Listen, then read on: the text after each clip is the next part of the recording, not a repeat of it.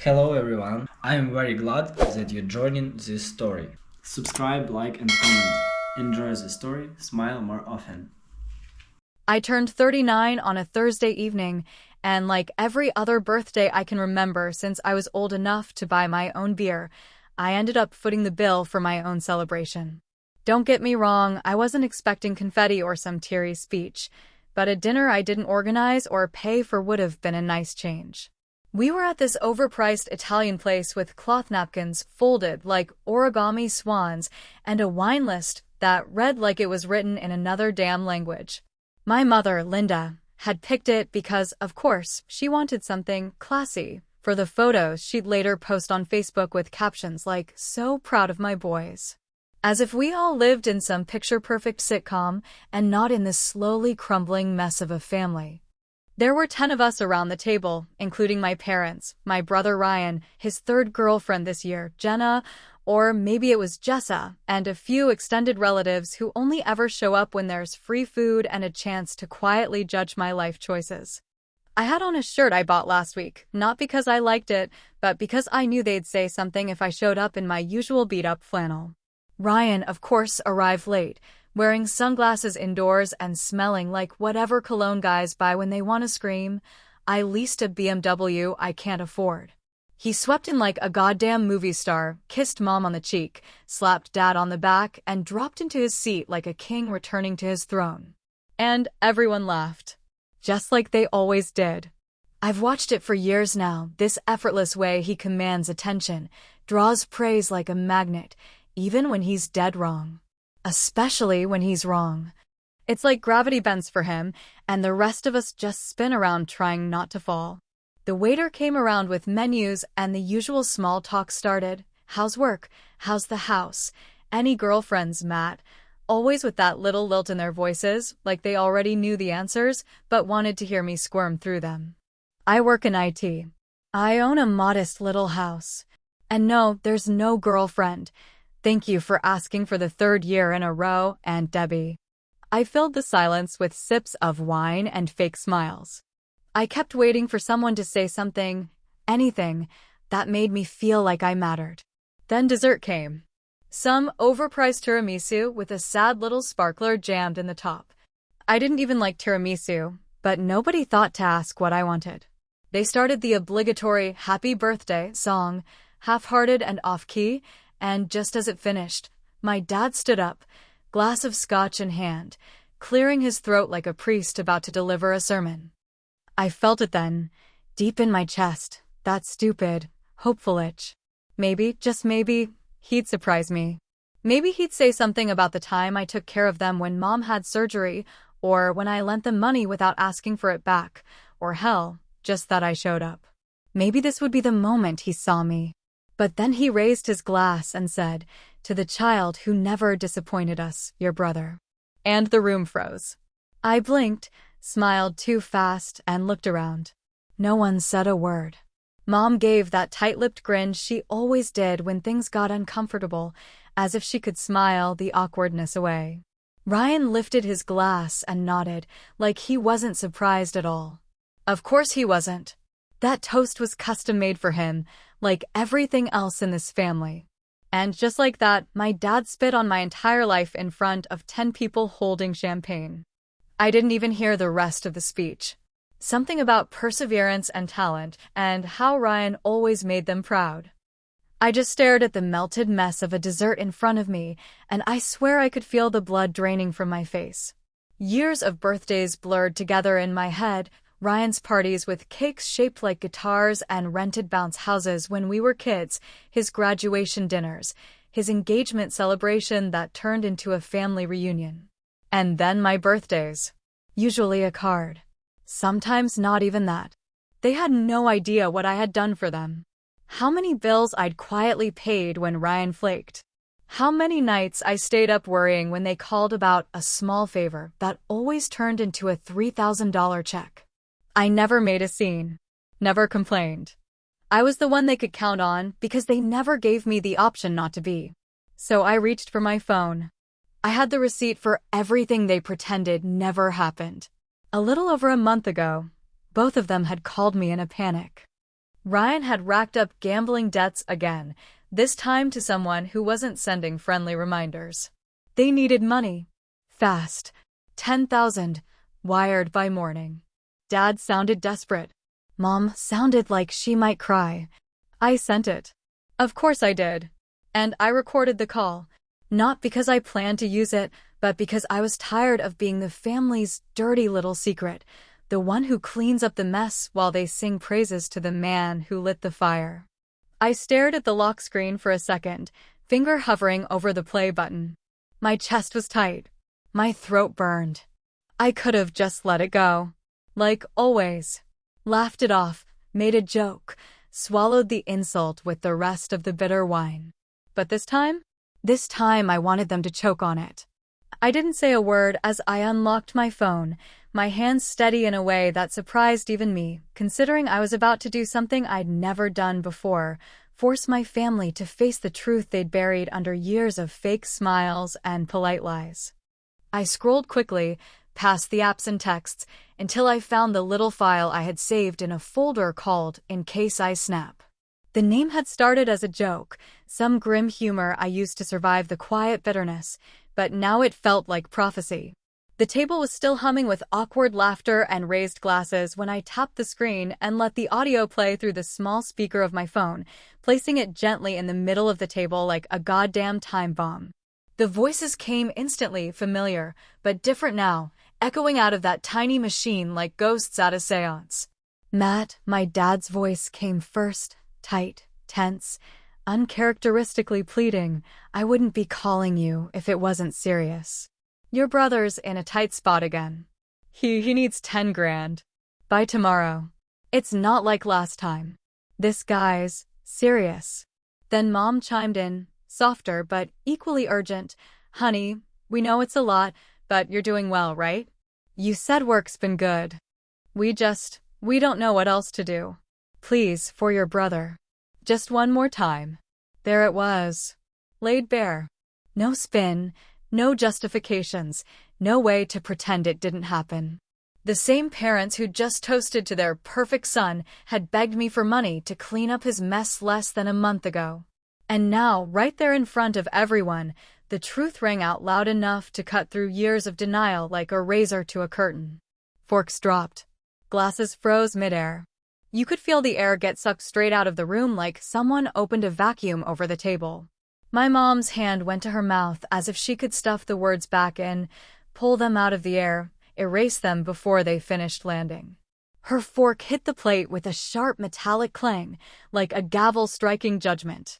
Ryan was the first to move, leaning back in his chair with that cocky little half-smirk that had probably saved his ass 100 times before, but even he looked rattled. Wow, he said, trying to laugh, Matt's really pulling out the greatest hits tonight. What's next? You reading my diary?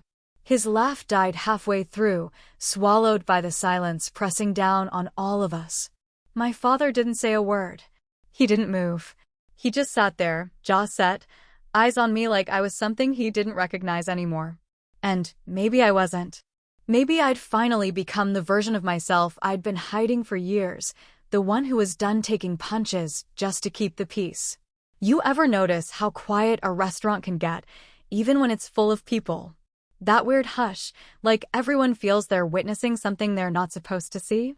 That's what it felt like. Our table became an island, and no one dared to interrupt. I glanced around and saw the waiter frozen near the drink station, clearly unsure if he should come refill our glasses or just walk into traffic. I stood up slowly, slid the phone back into my jacket pocket, and looked around the table. No one would meet my eyes.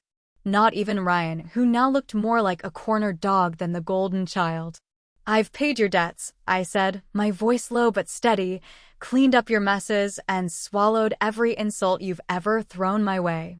But tonight, on my birthday, after everything I've done, you couldn't even pretend for 5 minutes that I mattered more than the fantasy you've built around him. No one interrupted. My mother looked like she might cry, but I didn't care. Not this time. Not anymore. I've been the safety net, the bank, the disappointment who keeps bailing out the favorite. And I did it quietly. But not tonight. I paused, letting the weight of it settle in the air. Tonight, you get to sit in the mess you made. I'm done cleaning it up. And then I walked out. I left the tiramisu untouched. Didn't even look back. The birthday candle had burned out by then, just a little trail of smoke rising over a dessert I never asked for, at a dinner I never wanted, for a family that never really saw me. Outside, the night was cold, and the sky was that dark navy blue just before full black. I didn't have a plan.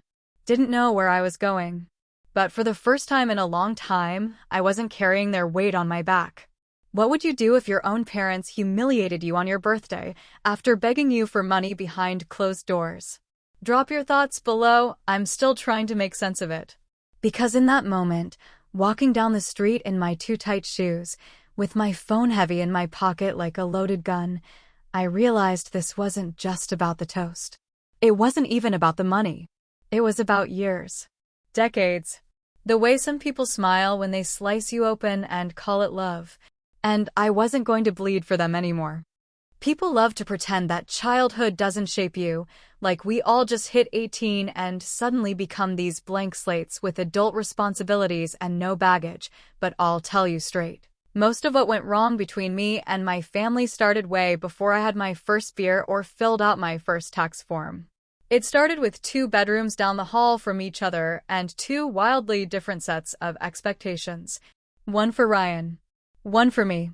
The rules weren't written down, but they were burned into the walls like smoke damage from a long-forgotten fire. When Ryan was 17, he stole our dad's car in the middle of the night and crashed it into a neighbor's fence after drinking with his friends at the lake. It was a miracle no one got hurt, and an even bigger miracle that the cops let him off with a warning and a tired shake of the head because Frank knew one of the officers from high school football. That night, while I sat in the kitchen watching my mom make him cocoa like he'd scraped his knee, my dad said it out loud, "Boys will be boys." When I was 17, I forgot to take the trash cans out one Tuesday because I was pulling double shifts at the hardware store after school. My dad didn't talk to me for 6 days. My mom left sticky notes on the fridge with things like, "Don't forget again. You're not Ryan." And there it was, in black and white. My brother's mistakes were jokes, forgivable, forgettable. Mine were offenses against the family structure, tiny earthquakes that shook their whole sense of order. Ryan got praised for participation. I got blamed for existing incorrectly. By the time we hit our 20s, Ryan was still the star of the show, even though the curtain had started to fall on his act. He got a full ride to a big university out of state, some football scholarship he barely earned because of a lucky game and a coach who owed Frank a favor. He flunked out by the second semester, partied through most of his classes, and left with a girl named Tara who he swore he loved but ghosted 3 months later. Meanwhile, I was working the graveyard shift at a tech support center, taking online courses in between customer calls, living on gas station coffee and leftover pizza crusts. I sent money home when Mom called about unexpected bills, even though I barely had enough to cover my rent. They never asked Ryan. He was finding himself. I was supposed to already be found, fully formed, responsible, and ready to sacrifice. Frank called me reliable, but the way he said it always felt like an insult wrapped in a compliment. Like he was handing me a medal for not being a disappointment, then smirking because he knew I'd never get anything shinier. Reliable meant I didn't need praise. Reliable meant I wouldn't complain. Reliable meant I was just a tool, useful, replaceable, and expected to keep working even when I was worn out. The worst part? I believed it. For years, I believed it. I kept thinking if I just worked harder, showed up more, stayed quiet and patient and generous, they'd finally see me. But they didn't. They saw a wallet with legs. They saw the background character that made their golden boy look shinier by comparison. And I guess some part of me snapped at that dinner. Not just from the toast or the silence afterward, but from the realization that even after everything, even after bailing Ryan out of another disaster, I still wasn't worth a single sentence of real appreciation.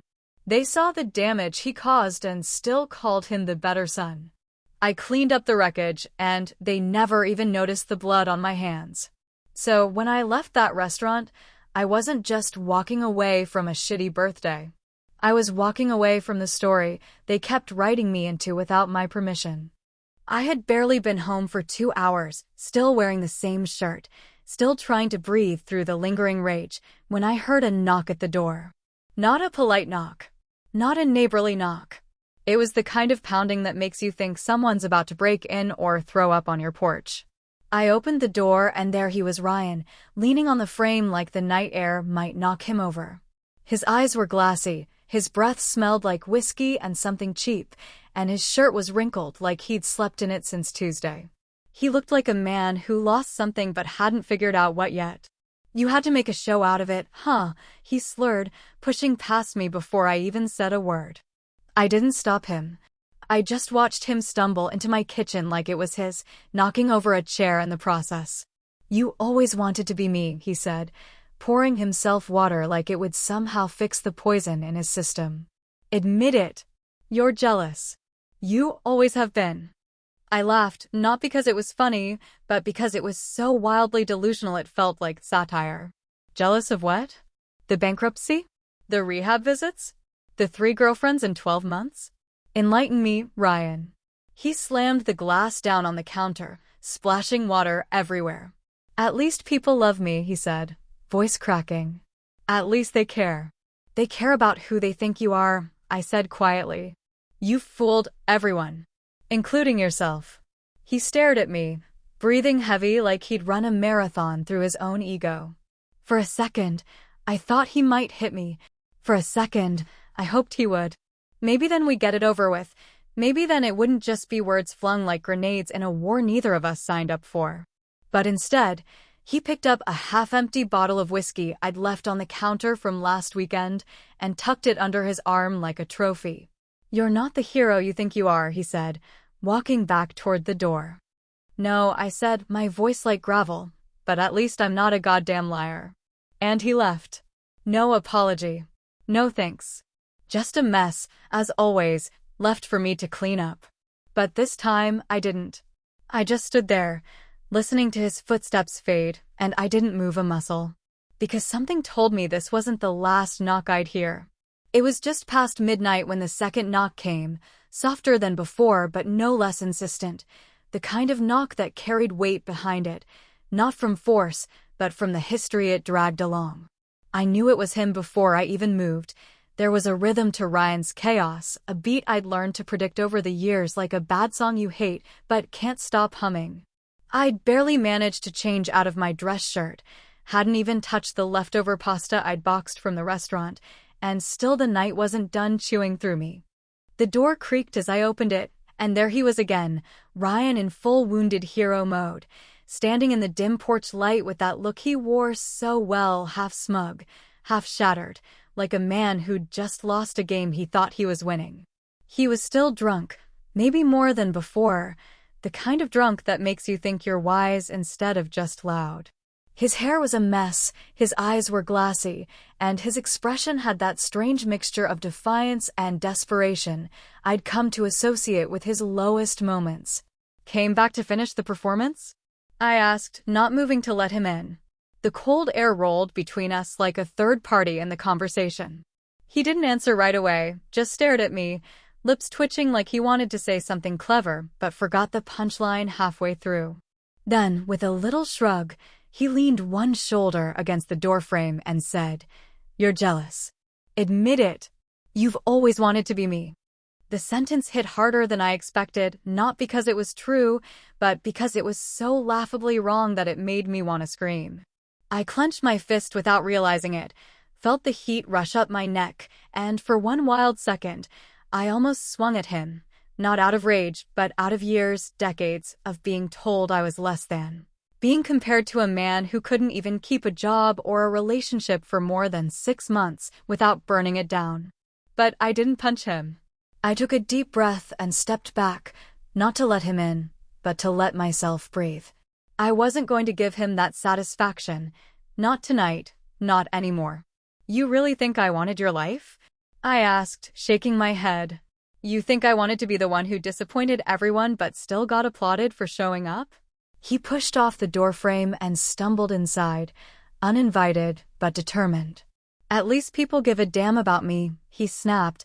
At least they notice when I screw up. Yeah, I said, shutting the door behind him, because your screw-ups are fireworks. Mine are just silence. He stopped in the middle of the room, turned to face me, and, for the first time that night, he wasn't smirking. He looked tired. Not just drunk tired or emotionally tired, but soul-deep exhausted, like a man who'd been carrying a lie for so long he forgot what truth even felt like. You think I wanted to be their trophy, he said, voice cracking just enough to sound human. You think I enjoyed being paraded around like some goddamn miracle while they ignored the fact I was falling apart? I didn't answer right away. I couldn't. Because part of me had never even considered that possibility. I'd always assumed Ryan loved the attention, the praise, the way Mom and Dad lit up when he walked into a room. I thought he fed on it like a drug. But maybe, just maybe, it was a cage with gold bars. And maybe, unlike me, he'd never had the chance to build anything real for himself. They needed one of us to be perfect, I said slowly, and one of us to be dependable. Guess we both got screwed. He sat down hard on the arm of my couch, rubbing his eyes like a child who'd stayed up too late. I'm not who they think I am, he muttered. Never was. But you let them make you the fixer, and now you hate me for it. I leaned against the wall, arms crossed, wondering what the hell kind of conversation this had become. There we were, two grown men, arguing like teenagers, peeling back layers of pain that had calcified over years of silence and miscommunication. And still, there was a voice in my head screaming not to believe a word of it. Because Ryan was always good at saying the right thing when he needed something. He could cry on cue if the stakes were high enough. So, what do you want, Ryan? I asked, trying to sound calm, though my voice felt like gravel. You want me to forgive you? To tell you it's all okay? He looked up at me with glassy eyes, and for a second, just 1 second, I saw the brother I used to look up to, the one who taught me how to ride a bike, who used to sneak me extra Halloween candy, who once punched a kid in 5th grade for calling me names. But just like that, the moment passed. His gaze dropped, and the old defensiveness returned. Forget it, he muttered. This was a mistake. He stood up, staggered toward the door, and I didn't stop him. I didn't offer him a drink or ask if he had somewhere to go. I didn't give him one more ounce of my energy, because I was already stretched thin from years of doing exactly that. But just as the door clicked shut behind him, I noticed something missing. I walked into the kitchen, eyes scanning the counter where that half-full bottle of whiskey had been, one I hadn't touched all week, one I was saving for a quiet night that never came. It was gone. Stolen, like everything else Ryan ever touched and couldn't appreciate. And that's when I realized he didn't come back to apologize. He came back to take something else. The call came the next morning, barely after sunrise, when the sky was still gray and the street outside looked washed in some kind of sad, early morning filter, like the world hadn't fully decided to wake up yet. I knew it was her before I even saw the screen, because mothers have a particular kind of silence they build around them before delivering emotional verdicts, and I could feel it leaking through the phone as it vibrated on the nightstand. I let it ring a few extra times, not because I was debating answering, but because I wanted those few seconds of quiet to myself before the storm hit. Matt, she said, without so much as a hello, her voice already sharp at the edges, brittle and high-pitched like it might crack under its own pressure. How could you do that? How could you embarrass us like that? There was no mention of what had caused it. Not the toast that spat on my dignity in front of family and friends. Not the recording that exposed the lie they'd been living so comfortably in. Not the years of built-up resentment that had finally boiled over into something ugly and public. Just that I had caused a scene. That I had embarrassed them. I sat on the edge of the bed, staring out the window as her voice went on in that mixture of scolding and wounded pride she wielded like a scalpel. Do you have any idea what your father went through after that dinner? He didn't sleep. He was humiliated. Ryan is devastated. You've ripped this family apart, and for what? Because we made a toast you didn't like. I felt something twist in my chest, not quite anger, not quite disbelief, but something sour and tired and permanent, like a bruise that never healed right. I could almost laugh at how predictable it was, how she had somehow made herself the victim in a story where I was the one who'd been treated like a footnote for the better part of 4 decades. You think this is about a toast? I asked, trying to keep my voice calm, though it felt like it was coming from somewhere deep and ancient inside me. You think I'm this petty? That I just wanted attention for one damn night? Well, didn't you? She snapped back. You waited until everyone was there to make your little point. You couldn't have spoken to us privately? You had to humiliate your father in front of everyone. I stood up and started pacing the room, phone pressed to my ear, jaw clenched so tight it hurt. You didn't say a word when he toasted Ryan on my birthday. You didn't flinch when he said I was the disappointment by omission. You just sat there, smiling like you always do. We didn't mean it like that, she said, suddenly softer, as if that made it better. It was in the moment. No, I said, cutting her off. It was the truth. Your truth. You've been telling me who I am for years. The quiet one. The reliable one. The one who doesn't need anything. And every time I swallowed your guilt and wrote another check, you looked at me like I was fulfilling some obligation I owed you for being born second. She didn't respond, so I kept going, my words gathering speed now like water behind a dam that finally gave out. You made me the family bank, not the sun. Every time Ryan crashed his life into a wall, you came to me to pick up the pieces. Every time Dad got too proud to admit his golden boy had turned to rust, you leaned on me because I'd never say no.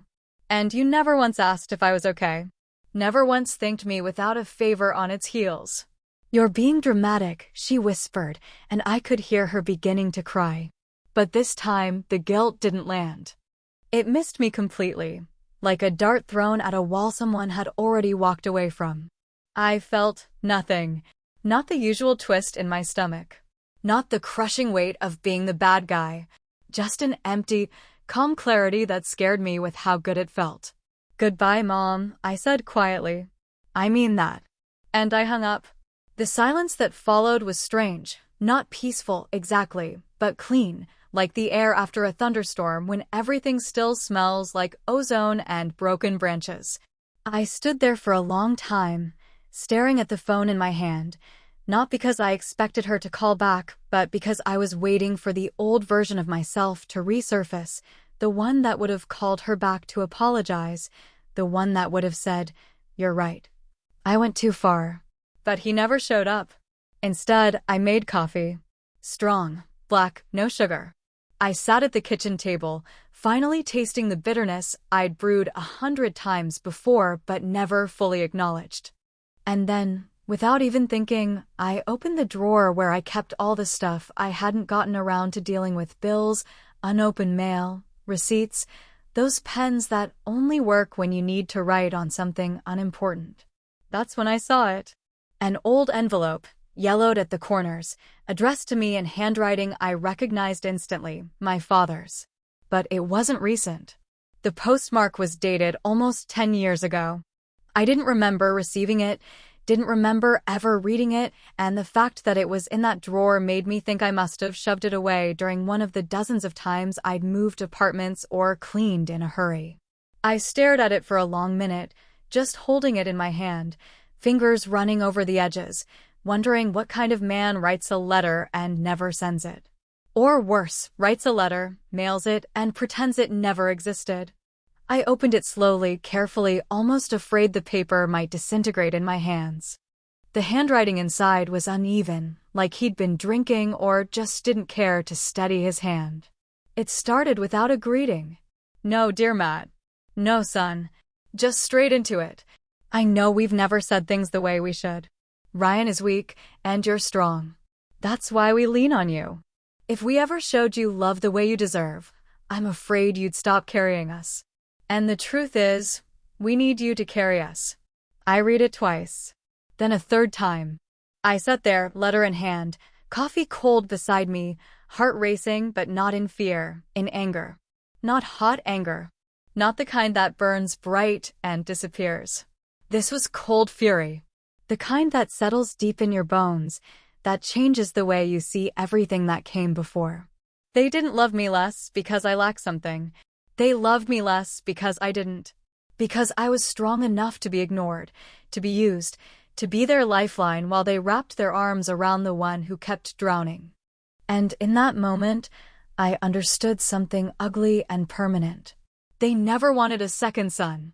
They just needed a backup plan. I read the letter again that night, sitting in the same chair I'd collapsed into that morning, as if moving would somehow change what the words meant or erase them from existence. The coffee had gone ice cold hours ago, the sun had dipped below the horizon without ceremony, and yet I hadn't moved more than a few inches. The envelope sat beside me on the table like a dead thing I couldn't bury, and the paper itself trembled slightly in my hand, though whether from the air or from me, I couldn't tell. All I knew was this: nothing that came after would be the same, not after reading what my father wrote to me in that jagged, miserable scrawl. He had written it, clearly, in one of those moments where a person thinks they're being honest, but doesn't realize they're also being monstrous. It wasn't a letter of apology, not in any traditional sense. It was a confession with no guilt behind it, an explanation that didn't ask for understanding so much as it assumed I would give it. Like everything else in our relationship, it was rooted in expectation, in the belief that I would just absorb the truth and move on, because that's what I did. That's who I was. The reliable one. He's weak, and you're strong. That line had kept echoing in my skull all day like a bell that wouldn't stop ringing, louder and sharper with every repetition. That's why we lean on you.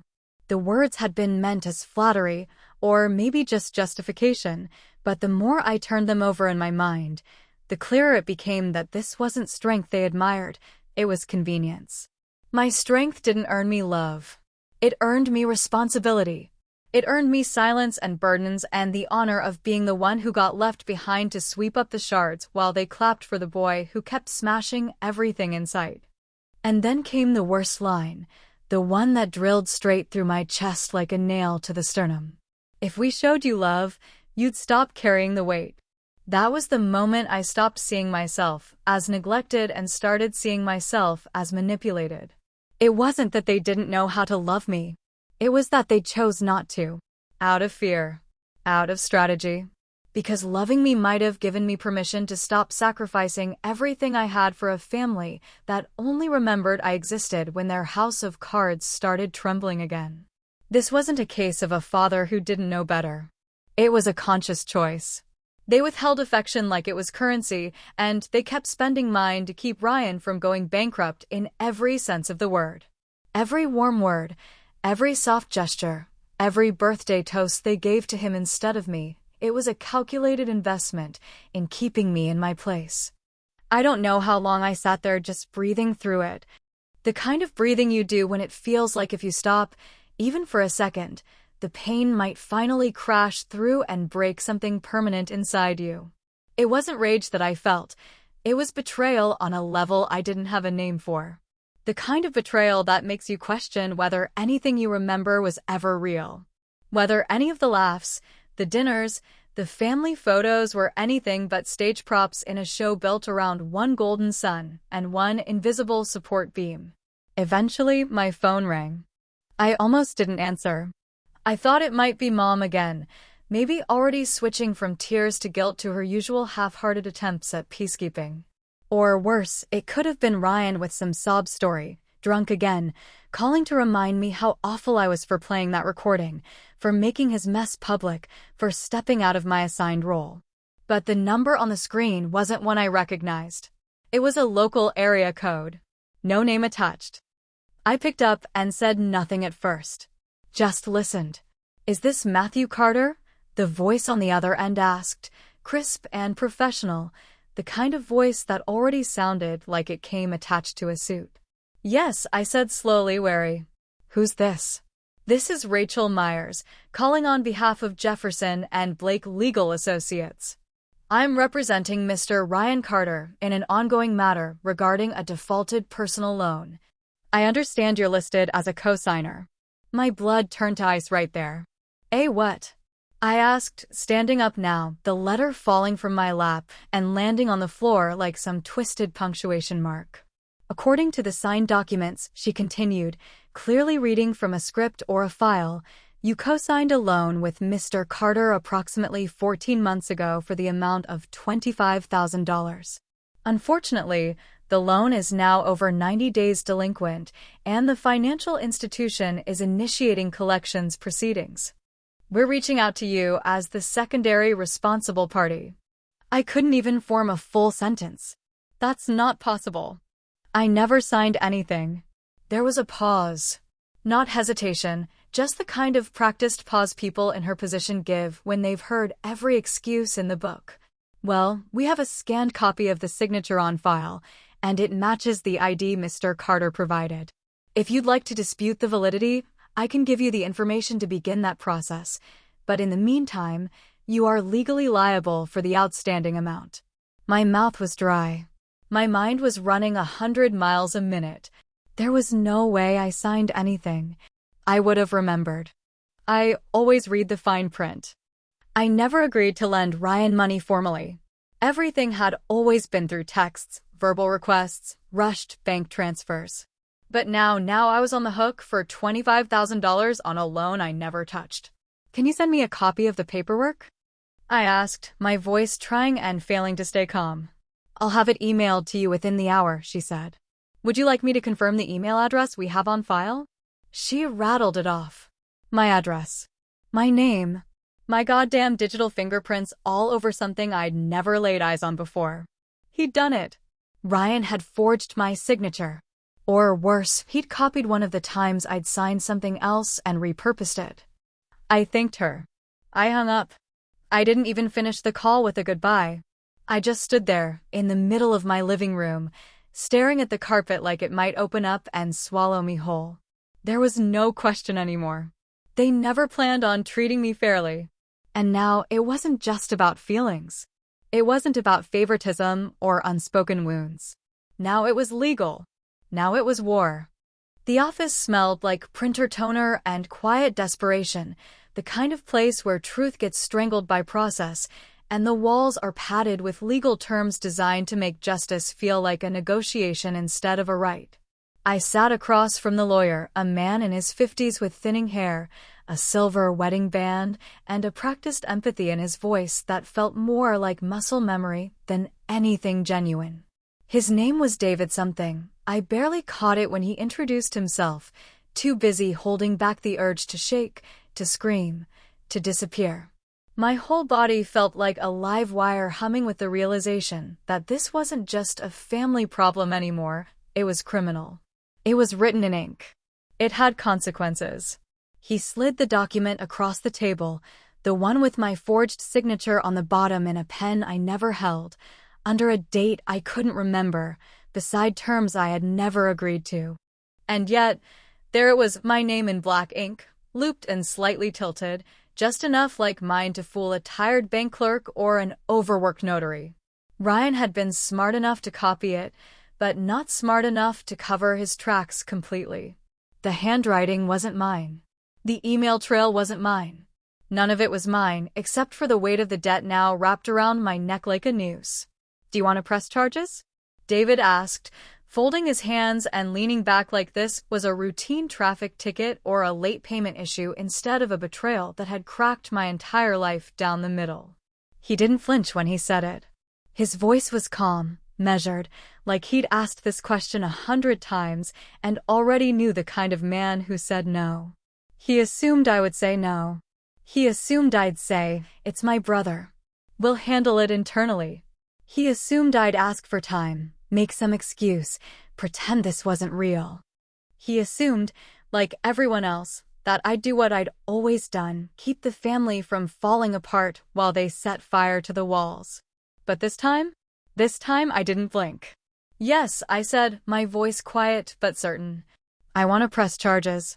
David raised his eyebrows slightly, just enough for me to see the surprise he tried to keep buried beneath years of client neutrality. You understand the implications? He asked, already reaching for a different folder, already moving from disbelief into procedure. This will likely result in criminal charges. Identity fraud. Forgery. Possibly even jail time. I nodded. I didn't care. Not anymore. I didn't sign that loan, I said, staring at the page. I'm not going to spend the rest of my life cleaning up after someone who stole from me.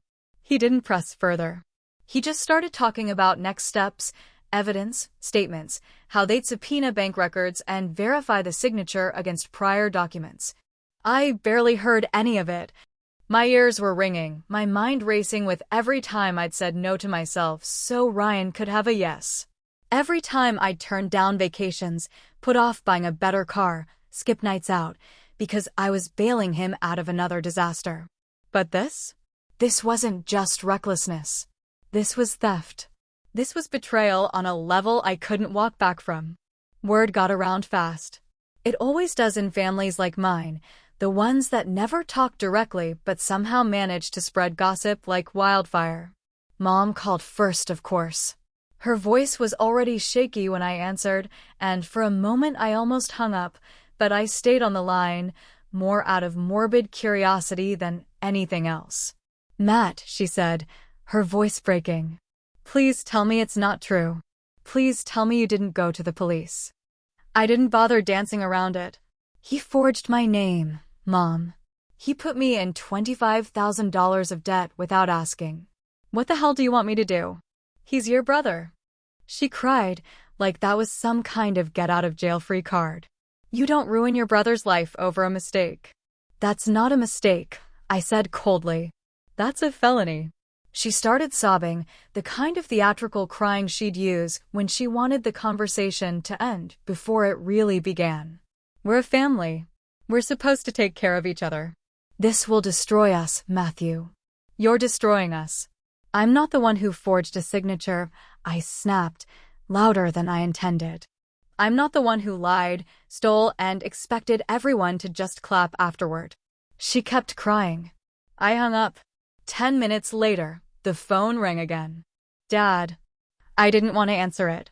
I wanted to throw the phone out the window and pretend none of it had ever existed, but part of me needed to hear what he would say. I needed to know if there was even a sliver of decency left in him. He didn't waste time with small talk. You're a goddamn traitor, he said, his voice hard and disgusted, like I'd murdered someone. Your own brother, and you want to see him locked up? I laughed, bitter and sharp. You didn't care when he stole from me, I said. You didn't care when he lied. But now you care because it's finally public. Because now you can't pretend he's perfect anymore. You've always been resentful, Frank spat. Always jealous. This was your way of getting back at us. And there it was. The truth. Not about Ryan, but about them. They saw my strength as dangerous.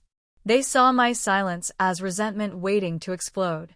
And when I finally said no, finally drew a line, they didn't see justice. They saw rebellion. They saw betrayal. I hung up without another word. That night, I poured myself the last of the whiskey I had left, stared out the window, and tried to figure out what came next. The family was broken. That much was clear. But maybe it had always been broken, and I was just the last one to stop pretending it wasn't. Maybe I wasn't ruining anything. Maybe I was finally ending the lie we'd all agreed to live in. Just as I finished my drink, the phone buzzed one more time. A text. From Ryan. No apology. No explanation. No fake promises. Just 2 words. You win. I stared at the screen for a long time, unsure if I felt anything close to victory. Because maybe I hadn't won. Maybe I had just finally stopped losing. The morning I turned 40, the sky was this pale, washed-out blue that looked like it had been scrubbed too hard by time, like the world had aged with me and was just now catching its breath. The air was cool but not cold, still enough to hear the rustle of leaves when the breeze finally passed through, soft and unhurried like it had nowhere in particular to be. I woke up without an alarm, without any text messages, without any plans or promises or fake enthusiasm from people who only remembered me when guilt made them dial the phone. And for once, I didn't mind the silence. In fact, I welcomed it like an old friend who finally decided to stop asking questions and just sit with me for a while. There was no dinner planned, no family gathering, no cake with sparklers or forced laughter over burnt tiramisu. I didn't go anywhere fancy or wear anything special. I didn't answer emails or scroll through social media looking for people who forgot to wish me well.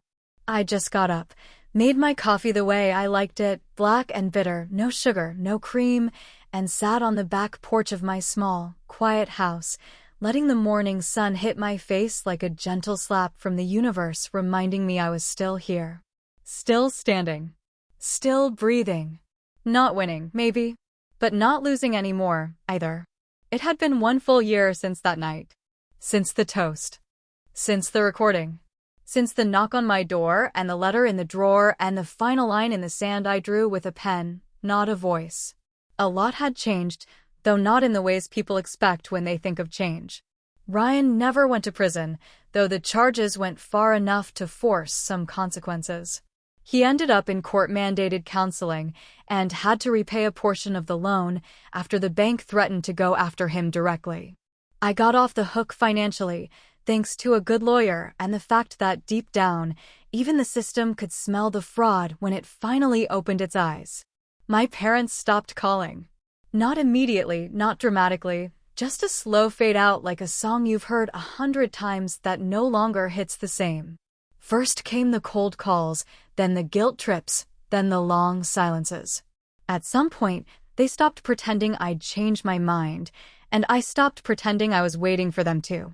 We became strangers who happened to share blood, a quiet severing that left no scars because the wound had been open for years anyway. And now, 1 year later, I found myself alone on my birthday, and for the first time in my life, that word alone didn't feel like a sentence.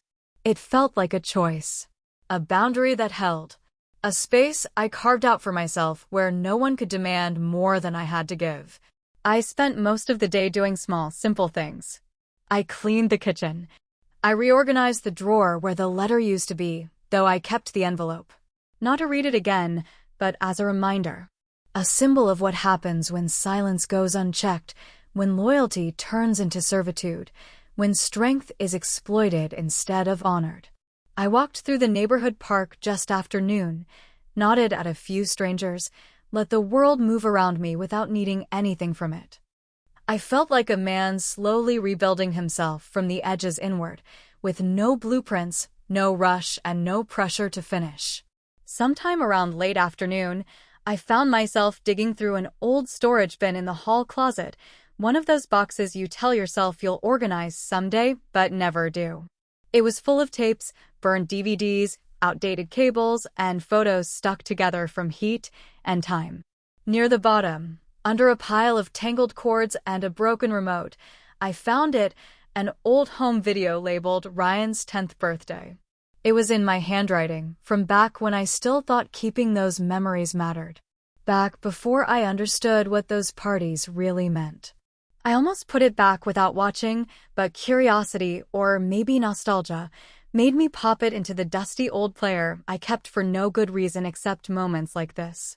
The screen flickered, the footage grainy and sun-drenched, like everything from the 90s looked when it wasn't trying too hard to be remembered. There was Ryan, of course, front and center, smiling that same smile he wore like armor, bigger than life, arms raised as he opened a new Game Boy. My parents were behind him, clapping, laughing, narrating like sportscasters at a live event. It was loud, chaotic, filled with joy that seemed so pure at the time. And there I was too. Not in the spotlight. Not in the center. In the background. Setting the table. Refilling cups. Picking up wrapping paper. Always moving. Always making sure the scene looked perfect for everyone else. I must have been 8 or 9. And even then, I already knew where I belonged in the frame. Funny, I thought. I was always behind the scenes. Guess I still am. But at least now, it's by choice. I let the tape keep rolling, even when the screen went blue, even when the sound turned to static. I sat there on the floor, in the fading afternoon light, letting it all pass through me, not sadness, not happiness, Just the strange, neutral calm of finally understanding that some endings don't come with applause or closure or neatly tied bows. Sometimes the most powerful moment is the one where nothing happens at all. No calls, no apologies, no redemption arc. Just peace. Maybe I didn't win. Maybe I just stopped losing. And maybe that's enough. Or maybe it's just another kind of loneliness I haven't named yet. Either way, I'm not going back.